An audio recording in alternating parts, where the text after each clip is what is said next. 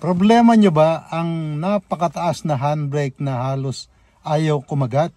Ang ituturo natin sa inyo ay ang simpleng pag-a-adjust. Hindi nyo na kinakailangan dalhin sa talyer o sa isang mekaniko para i-adjust ang inyong handbrake. Ito ang ating ituturo sa inyo. Ang kailangan nyo lang ay tools na 10mm. Kung hindi spanner, pwedeng socket. At ituturo natin sa inyo kung paano. Ito ang ating handbrake system. Okay? Sa bawat sasakyan ay may kanya-kanyang setup. Pero halos karamihan, dito sa handbrake, meron ditong 10mm na nut. So, tatanggalin nyo lang ito. Iba-iba ang setup. Pero sundan nyo lang to kung nasan itong handbrake na ito, kung ano man ang nakalagay dyan na dapat tanggalin, kailangan nating tanggalin para magkaroon tayo ng window na makita yung tornilyo na digis dito sa handbrake system natin. So, sa sasakyan na ito ang tatanggalin natin. Okay, yan. Iangat natin yan. Kung mapapansin nyo, itong handbrake na to ay napakataas.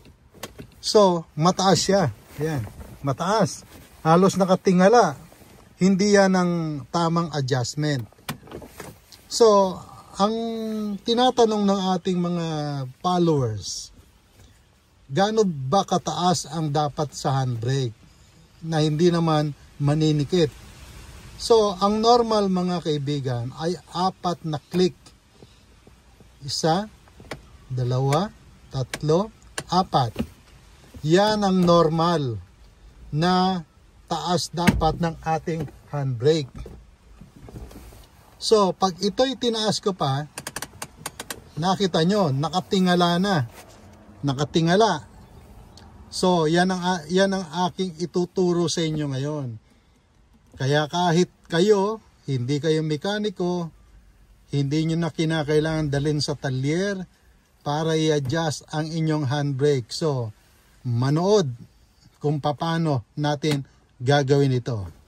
So, kailangan nakababa siya. Tanggalin nyo to, taas nyo, para magkaroon kayo ng window. So, asan ba yung tinutukay natin dyan? So, dahil ito yung handbrake handle, sundan nyo yan. So, may plastic siyang nakakover. Iangat nyo.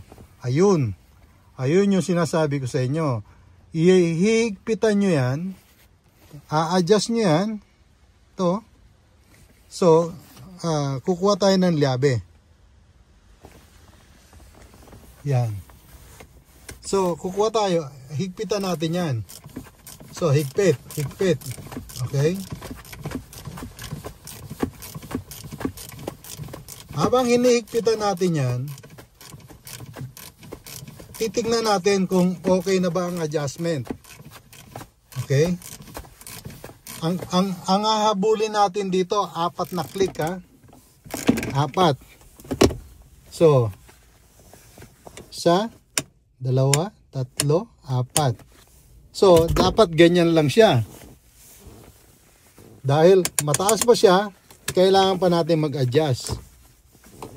So, kulang pa siya sa adjustment.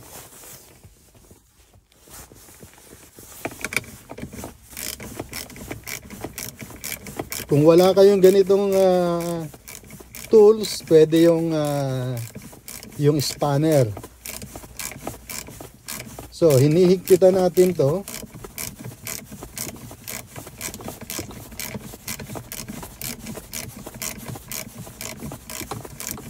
Kung tingin nyong okay na, check nyo uli. Ang hinahabol natin dito, 4 na click. 1, 2, 3, 4. Okay, dapat ganyan. Pag yan umangat pa, ibig sabihin, kailangan pa natin ng adjustment. Okay, kailangan pa natin ng adjustment dyan. Dahil 4 na click ang ating hinahabol.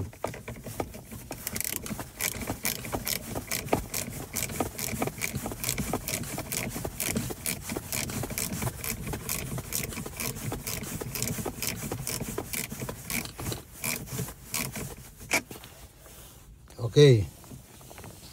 So, tingnan natin kung tama na ba. 4 na ba yan? 1, 2, 3, 4. 4. May 2 pa siya. So, konti pang adjust. Kasi 6 yung narinig natin.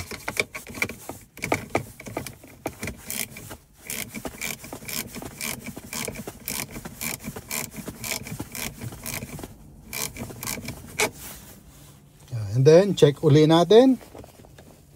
1, 2, 3, 4. 4. 5.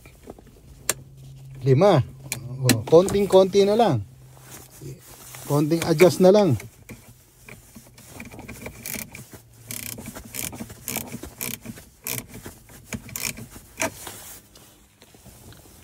Check uli natin.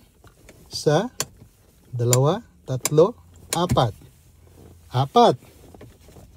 So, yan mga kaibigan, 4 na adjust.